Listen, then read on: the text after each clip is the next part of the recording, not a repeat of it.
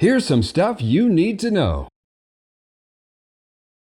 Chris, you know, one of the things I think that gets overlooked a lot of times when we start talking about shingles, installation can make a heck of a difference on the lifespan of a roof, especially when we're talking wind and stuff like that.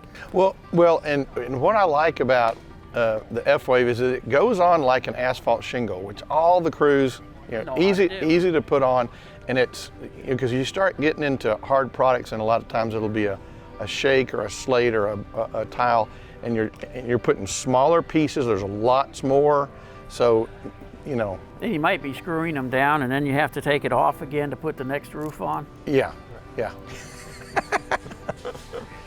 But I love it. I mean, it's easy to go on. Yeah, but not just the F-Wave shingles, but any roof, installation crews can make a huge difference. I tell people the most important day in the life of your roof is the day it's put on.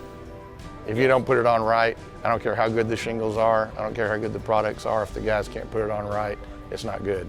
So you need to have a company that knows how to put a roof on. Absolutely, and the unfortunate thing is, just like foundation repair, roofing's unregulated, and there's a lot of fly-by-nights out there.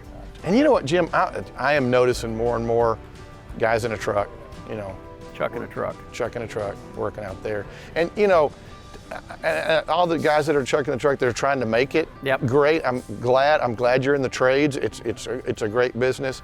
But for the general public, it's just hard for them to know which one's the good guy and which one's not, because everybody's nice at the door. Yeah. Because you do want someone to stand behind it. And as foundation and the roofing business, there's going to be a problem that's going to come up.